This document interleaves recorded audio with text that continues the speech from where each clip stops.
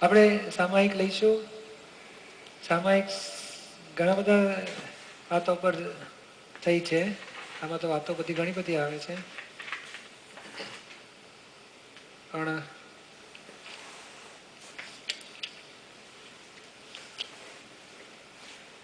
આપણે આ લઈએ કે કોઈની પ્રત્યે ભાવ ના બગડે, બગડે તો પ્રતિકોણ કરો અને એને શુદ્ધાત્મા જુઓ.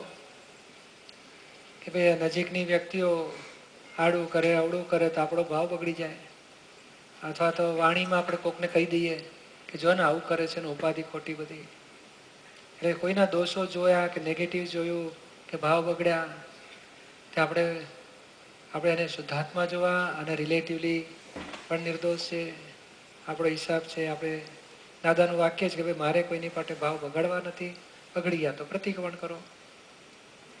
એની ભૂલો સામાનિક નજીકની વ્યક્તિઓમાં થયા જ કરતું હોય. સાસુ વહુ, દેરાણી જેઠાણી, બાપ દીકરા, છોકરા બહુ પ્રત્યે, સાસુ બધું નજીકની. હવે આપણે સહઅધ્યાયીઓ થયા તો સહઅધ્યાયીઓમાં પણ નજીકની વ્યક્તિઓમાં થયા કરે. કંઈક નેગેટિવ વાત આવી ને એટલે તરત ભોગવટા ઉભા થાય. હે મારી માટે આવું કેમ? તો આપણે તરત જ એ ભાવ બગાડવા દેવો નથી. અભેદતા તોડવા દેવી નથી, ભેદ પડવા દેવો નથી. અને પછી તરત જ પ્રતિક્રમણ અને શુદ્ધાત્મા જોવાના. શુદ્ધાત્મા રિયલી શુદ્ધાત્મા છે. હું શુદ્ધાત્મા, તું શુદ્ધાત્મા. આ રિલેટિવ હિસાબ પૂરો થયો. નિમિત્ત છે, નિર્દોષ છે. ભાવ બગાડવા નથી. આપણે ગમે તેવું થાય ને તો ભાવ બગાડવા દેવો નથી. શીલ તરફ જવું છે ને આપણે. હવે શીલ માટે 3 સ્ટેપ કર્યા ને. બ્રહ્મચર્ય સિદ્ધ કરો, કશાય રહિત વ્યવહાર કરો, અને કોઈ આપણી જોડે ભેદ પાડે તો આપણે એની જોડે ભેદ પાડશો નહીં. તો આ ભેદ પડી જાય. ભાવ બગડ્યા એટલે ભેદ પડ્યો કહેવાય. તો આપણે સામાયિક લઈએ અને પછી વિધિ કરીને પછી નીકળવું એ નીકળે. પછી બોલો હે દાદા ભગવાન, હે શ્રી સિમંદર સ્વામી પ્રભુ, મને શુદ્ધ ઉપયોગ પૂર્વક નજીકની ફાઇલો પ્રત્યે, સહઅધ્યાયીઓ પ્રત્યે, સેવાર્થીઓ પ્રત્યે કોઈ પણ પરિસ્થિતિમાં ભાવ બગડે નહીં. અને ભાવ બગડ્યા હોય તો પ્રતિક્રમણ કરવાની શક્તિઓ આપો.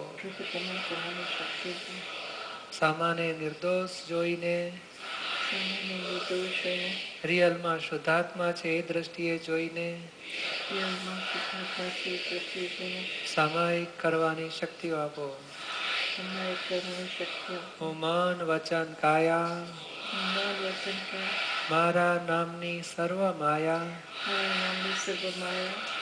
ભાવ કર્મ દ્રવ્ય કર્મ નો કર્મ આપ પ્રગટ પરમાત્મા સ્વરૂપ પ્રભુના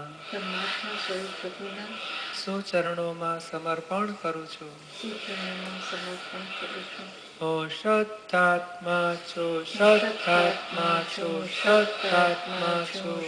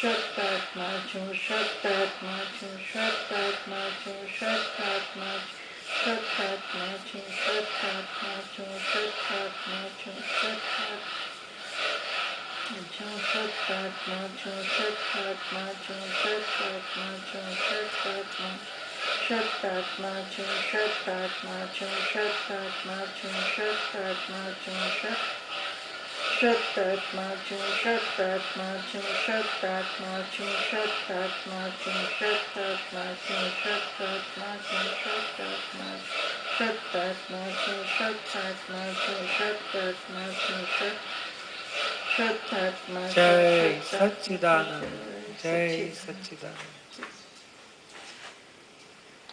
જય સચ્ચિદાનંદ. સરસ સામાયિક કરજો. અને બધા ખાસ ધ્યાનમાં રાખવા જેવું છે કે આ સેવાર્થીઓ અમુક જતા હશે, જુદી વસ્તુ છે. બાકી આપણે